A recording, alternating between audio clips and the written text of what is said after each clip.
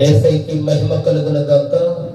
మీ అందరికీ వందనములండి. ఈరోజు మన అంశం ఏమనగా, దిగులు పడకుడి, యేసయ్య మనకి తోడుగా ఉన్న దేవుడండి. మన దేవుడు ఎలాంటి దేవుడు అనగా, ప్రతి ఒక్క విషయంలో కూడా ఆయన మనకి తోడుగా ఉన్న దేవుడునని ఈరోజు దేవుడి వాక్యము మనతో మాట్లాడుతుంది. దేనికంటే మనం మానవుడు అయి ఉన్నాము కనుక ప్రతి దానికి చింత, దిగులు, ఏం జరుగుతుందో ఆందోళన, ఈ ఆందోళనని పోగొట్టడానికి యేసయ్య ఈరోజు వాక్యం రూపంలో మనతో మాట్లాడుతున్నాడండి. దయచేసి తప్పక వాక్యముని వినండి. దేనికంటే వాక్యం అనగా దేవుడై ఉన్నాడు. దేనికంటే మన వాక్యము వినాలి, చదవాలి, ప్రార్థించాలి. అంటే దేవుడితో మనం ఉన్నామని. ఏ విషయంలో కూడా ఈరోజు దేవుడు వాక్యం రూపంలో మనతో మీరు దిగులు పడవద్దు అని చెప్పుచున్నాడండి. కాబట్టి మనము ఏ విషయంలో కూడా దిగులు పడద్దు. దిగులు పడకపోతే మన యేసయ్య మనకి తోడుగా ఉన్నాడండి. ఎవరు కూడా మీరు దిగులు పడవలసిన అవసరం లేదు. అయితే మనము మొట్టమొదటగా 1 పేతురు 5వ అధ్యాయము 7వ వచనం చదవండి. 1 పేతురు 5వ అధ్యాయము 7వ వచనం చదవండి.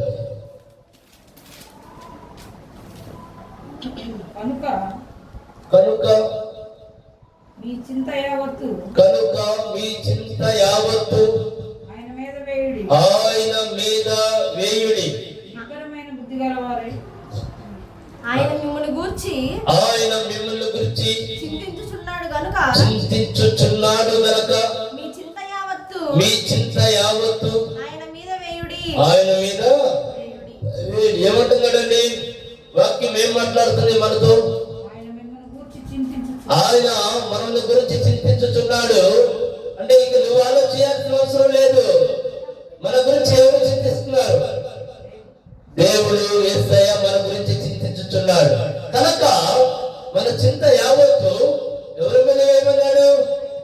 యేసయ్య పాదాల దగ్గరికి మనం చేరి, మనం ప్రార్థించి, మనకున్న బాధలు, మనకున్న సమస్యలు, మనకున్న ఇబ్బందులు, మనకున్న వేదనలు, మనకున్న కష్టాలు, మనకున్న అప్పులు, మనకున్న శత్రువుల గురించి ఎక్కడ మొరపెట్టాలంటే మనం దేవుని సన్నిధానంలో మొరపెట్టాలి. దేవుని సన్నిధానంలో కాకుండా నీ స్నేహితుల దగ్గర, నీ బంధువుల దగ్గర, ఇంకెక్కడన్నా కనుక నువ్వు చెప్పుకుంటే నీకున్న బాధలు చూసి, నీకున్న సమస్యలు చూసి, నీకున్న కష్టాలు చూసి ఎవరు తెచ్చుకోక నిన్ను చూసి హేళన చేస్తారు. వీడు చూసారా ఎలా అయిపోయాడు, వీడు బ్రతుకు ఎలా మారిపోయిందో చూసారా అనేవారే తప్ప నీ గురించి చింతపడేవారు లేదండి. కానీ ఇక్కడ దేవుడైతే యేసయ్య అయితే ఏమంటున్నాడు? నిన్ను చూసి చింతపడతాడు. నడిపోతా చదవమ్మా.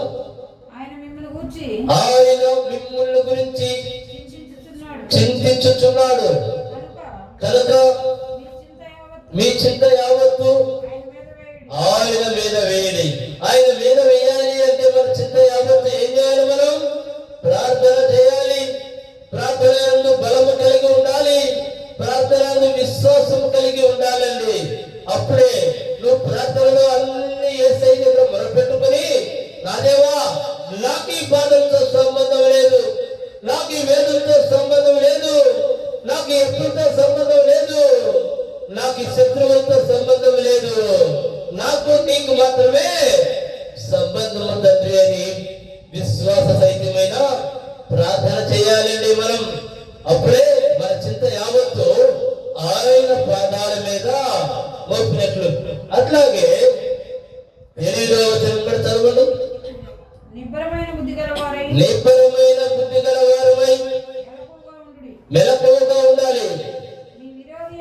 నీ విరోధి అయిన అపవాది గర్జించు సింహము వలె ఎవరిని మృంగుదమా అని వెతుకుతూ తిరుగుచున్నాడు. చూడండి, అపవాది యొక్క క్రియలు ఏ విధంగా ఉంది అంటే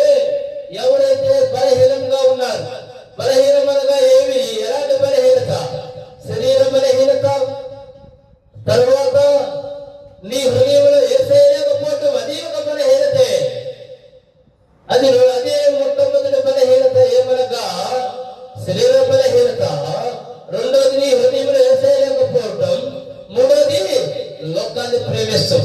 కానీ నువ్వు చేయవలసిన పనులు ఏమనగా ఫస్ట్ యేసయ్యని ప్రేమించాలి, నీ హృదయంలో యేసయ్యకి స్థానం ఇవ్వాలి, నువ్వు ప్రార్థన చేయాలి. నువ్వు చేయవలసిన ఈ మూడు పనులు చేయకుండా నువ్వు వ్యతిరేకంగా చేయించున్నావు కనుక ఏం జరుగుతుంది చెప్పండి? వాడు గర్జించే సింహము వలె తిరుగుచున్నాడు. ఎందుకు? మనలో ఏమీ లేదు కాబట్టి తిరుగుచున్నాడు. ఎవరిని మిరుగుదమా? నీలో ప్రార్థన లేదు, నిన్ను వస్తాడు మింగేస్తానికి. నీలో ప్రార్థన లేదు, నీకు కష్టాలు పెడతాడు నిన్ను మింగడానికి. మింగడం అంటే ఏమిటి? మన జీవితాన్ని హింస పెడతామేనండి. మన జీవితాన్ని కావాల్సినంత చిత్రహింసలు పెడతా వాడు ఆనందిస్తూ ఉంటాడు. కారణం ఏంటో తెలుసా? మళ్ళా ఎవరు లేరు, మళ్ళా యేసయ్య లేడు, మళ్ళా ఏమి లేదు, మళ్ళా ప్రార్థన లేదు. మన హృదయం ఎవరికి ఇచ్చాము? యేసయ్యకి ఇవ్వలేదు. దీన్ని బట్టి వాడికి తెలుసు ఎవరు ఏమేమి చేస్తారో, ఎవరు హృదయంలో ఏముందని. కానీ మనం ఎలా ఉండాలి? ఇంకోసారి చదవము. నిబ్బరమైన బుద్ధి గలవారై ఉండాలంటే మెలకువగా ఉండాలి. నిబ్బరమైన బుద్ధి గలవారమై మనం ఎలా ఉండాలి? మెలకువగా ఉండాలి. దేవుడి పట్ల విశ్వాసంతో ఉండాలి.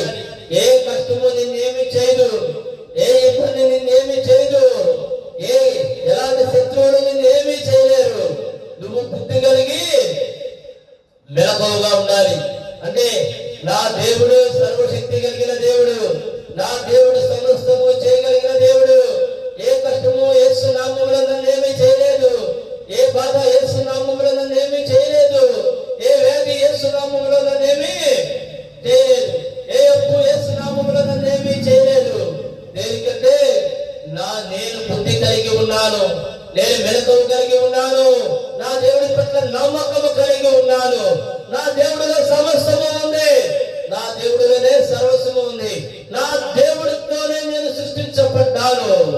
నాలో ఉన్న జీవవాయువు నాకు నా దేవుడు ఇచ్చింది. మనలో ఉన్న జీవవాయువు ఎవరిదండి? మన దేవుడు ఇచ్చింది కదా. మన దేవుడు ఇచ్చింది మనలో జీవవాయువు ఉంది కనుకే మనము సజీవులుగా ఉన్నాము, జీవించి ఉన్నాము. దేనికి నువ్వు భయపడాల్సిన అవసరం లేదు. వాడు గర్జించే సింహము వలె తిరగని కాక మనతో ఎవరున్నారు, మనలో ఎవరున్నారు అని బుద్ధి కలిగి జ్ఞానముగా ఉండు. నువ్వు మనలో ఉంది జీవము కలిగిన దేవుడు, మనలో ఉంది యేసయ్య. నీ హృదయం యేసయ్య ఉన్నప్పుడు నువ్వెవరికి భయపడాల్సిన అవసరం లేదండి. ఆయన సర్వశక్తి కలిగిన దేవుడని నమ్ము. ఏదైనా సరే యేసు నామములో నిన్నేమీ చేయలేదు. వాడి గతించే సింహం వలె వచ్చినా నీ దగ్గరకు మాత్రం రాలేదు. ఇంకోసారి చదవము. నిబ్బరమైన బుద్ధి గలవారై మెలకువగా ఉండుడి. నీ విరోధి అయిన అపవాది గర్జించు సింహము వలె. గర్జించు సింహం. మనకి విరోధి ఎవరు చెప్పండి? అపవాది. వాడు ఎలా వస్తున్నాడు? గర్జించు సింహము వలె. ఆ అపవాది నీ దగ్గరకు రాకుండా ఉండాలి అంటే మనం ఏం చేయాలి? యేసయ్య వెంట ఉండాలి. మనం ఏం చేయాలి? యేసయ్యని నమ్మాలి. మనం ఏం చేయాలి? యేసయ్యకి మన హృదయంలో స్థానం ఇవ్వాలి. ఆ అపవాది క్రియలు ఎన్ని కూడా నీ దగ్గర పనిచేయవు. ఏ గర్జించే సింహము వలె వచ్చినా మనలో ఉన్న యేసయ్యని చూచి పారిపోతాయి. నిజమండి ఇది. మీరు దేనికి భయపడవద్దు. ప్రాణము పోయే స్థితి వచ్చినా నా యేసయ్య ఉన్నాడు, నన్ను బ్రతికిస్తాడు, నాకేమీ కాదు అని విశ్వాసంతో ఉండండి. వాడు ఎన్ని వేషాలు వేసుకొని వచ్చినా, వాడు ఎన్ని రంగులు మార్చుకొని వచ్చినా, వాడు నిన్ను ఎంత భయపెట్టినా నువ్వు భయపడకు. కారణం ఏంటో తెలుసా? యూదా గోత్ర సింహము మనకి తోడై ఉంది. కాబట్టి ఆయన నిజ దేవుడు, యేసయ్య సర్వాధికారి. కాబట్టి మనము దేనికి భయపడాల్సిన అవసరమే లేదు. ఇంకా ముందుకెళ్ళమ్మా. లోకమందున్న లోకమందున్న నీ సహోదరులందు ఈ విధమైన ఏ విధమైన శ్రమలే శ్రమలే నెరవేర్చున్నవని ఎరిగి నెరవేరుచుని ఎరిగి విశ్వాసమందు సిరులై వారిని ఎదిరించండి. మనలో ఏం కావాలంటే అపవాదిని ఎదిరించడానికి విశ్వాసం మంది సిరులై. ఎలాంటి పరిస్థితుల్లో కూడా విశ్వాసాన్ని వదలొద్దండి. ఏ పరిస్థితుల్లో కూడా విశ్వాసాన్ని వదలొద్దు. రా, నాకేమీ కాదు, రాదు, నన్ను ఏమీ చేయలేవు, నాతో నా యేసయ్య ఉన్నాడని నువ్వు ఎలా సవాలు విసిరాలి.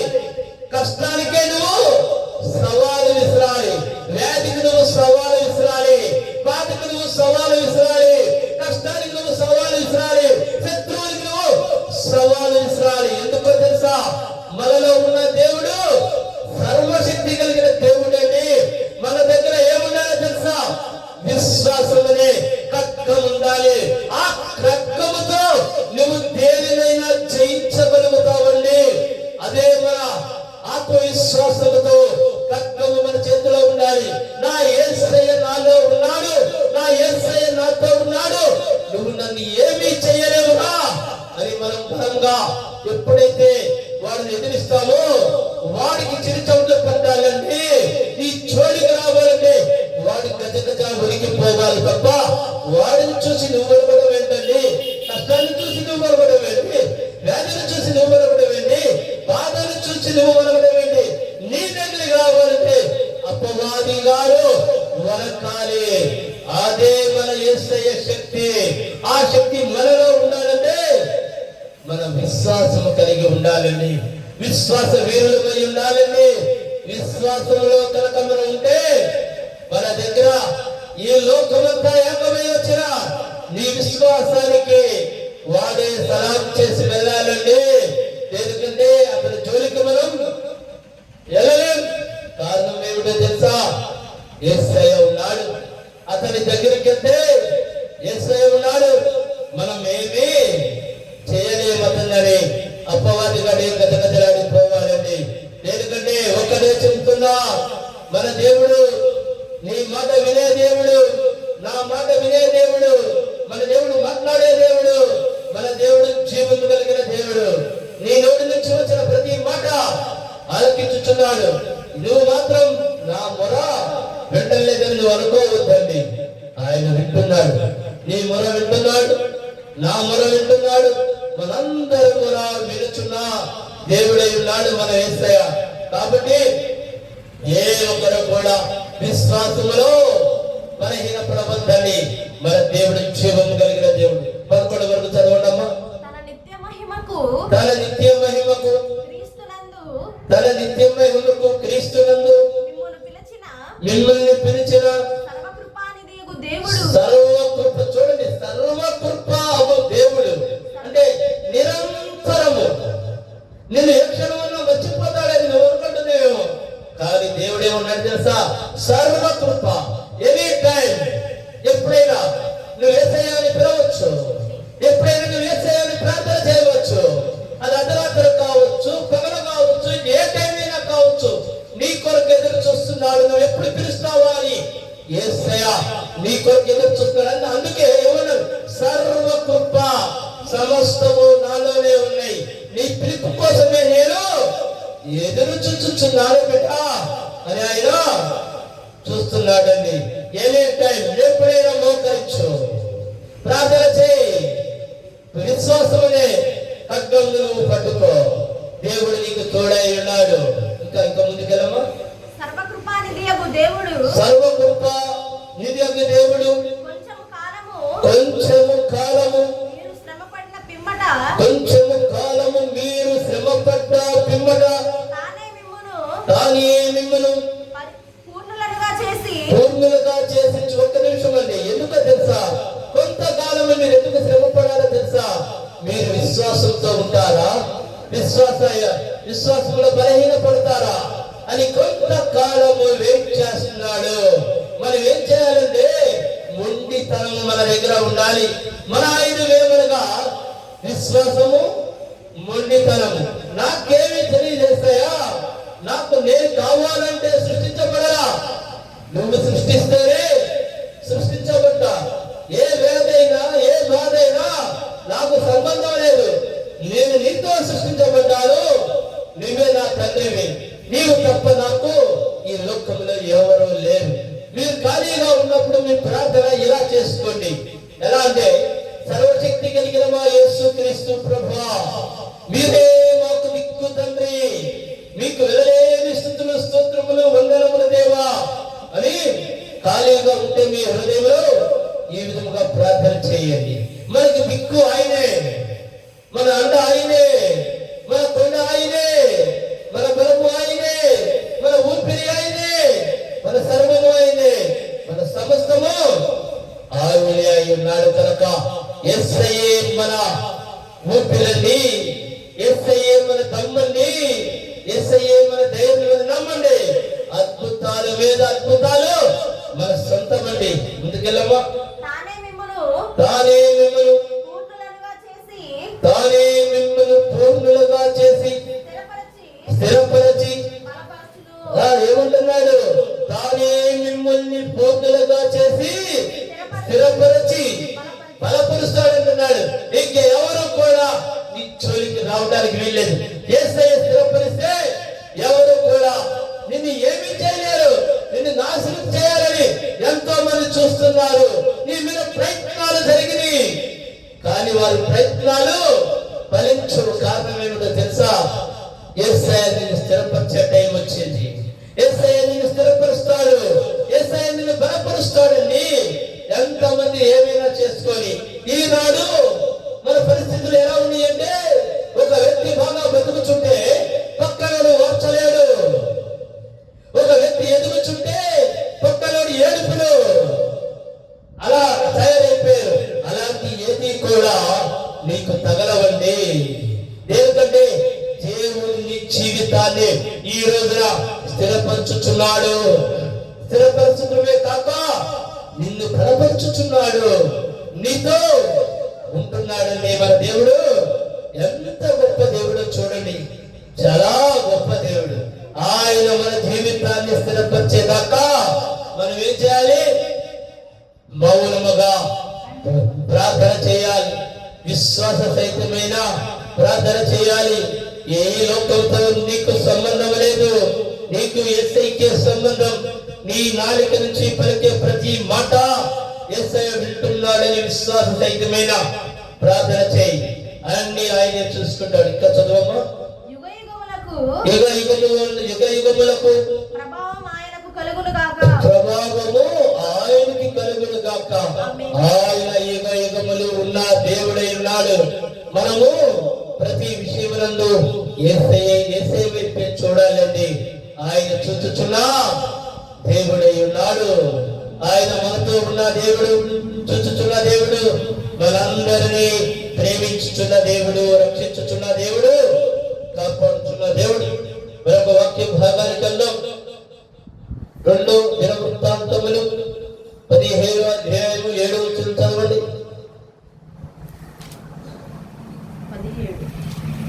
15వ అధ్యాయము 7వ వచనం. 2 దినవృత్తాంతములు.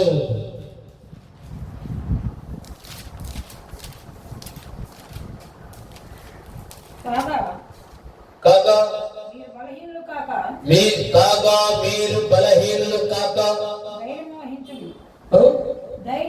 ధైర్యము వహించుడి, మీ కార్యము సఫలమగును. చూడండి ఏమంటున్నాడు? కాగా మీరు బలహీనులు కావద్దు, సహనము ధైర్యము వహించి మీ కార్యము సఫలమగును. ధైర్యంగా ఉండండి. మన పక్షంలో ఎవరున్నారు? యేసయ్య ఉన్నాడు. మనతో ఎవరున్నారు? యేసయ్య ఉన్నాడు. ఎందుకు మనం బలహీనులు అవ్వాలి? ఒకసారి చదవమ్మా. కాగా మీరు బలహీనులు కాక ధైర్యము వహించండి. అంటే ఒక్క నిమిషం ధైర్యంగా ఉండాలి. చాలా మంది బలహీన పడిపోతూ ఉంటారు. అయ్యో నాకు ఈ బాధ వచ్చేసింది బాబు, నన్ను ఎవరు ఈ లోకంలో ఆదుకునేవారు లేరు, నన్ను ఆదరించేవారు లేరు, నా మొర ఆలకించే మన మొర ఆలకించే దేవుడు ఉన్నాడు. నీ మాట ప్రతి మాట వింటున్న దేవుడు ఉన్నాడు. నమ్ము. అందుకే యేసయ్య నీతో నాతో మాట్లాడుచున్నాడు. అసలు నువ్వు దేనికి భయపడవద్దు. నా వైపు చూడు, నేనున్నానుగా. నేనే నిన్ను సృష్టించుకున్నాను. నువ్వు నా వైపు చూస్తే నేను కాపాడునా? నువ్వు నా వైపు చూస్తే నేను నిన్ను రక్షించనా? నువ్వు నా వైపు చూస్తే నేను నిన్ను ప్రేమించనా? నువ్వు నా వైపు చూస్తే నీ కష్టాన్ని తీసేయనా? నువ్వు నా వైపు చూస్తే నీ బాధను తీసేయనా? నువ్వు నా వైపు చూస్తే నీ శత్రువుల్ని పారదోలనా? నువ్వు నా వైపు చూస్తే నీకు వచ్చిన వ్యాధి తీసేయనా? అనేక విధాలుగా యేసయ్య వాక్యం రూపంలో మనతో మాట్లాడుచున్నాడని. వాక్యముగా దేవుడే మనతో మాట్లాడుచున్నాడు. మనమే అర్థం చేసుకోలేకపోతున్నాం.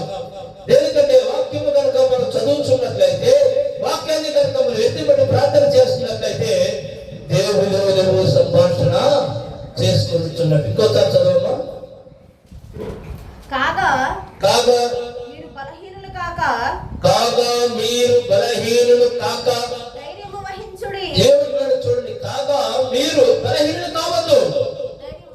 ఎందుకు ఎందుకు మీరు బలహీనులు అవ్వాలి? ధైర్యము వహించుడి.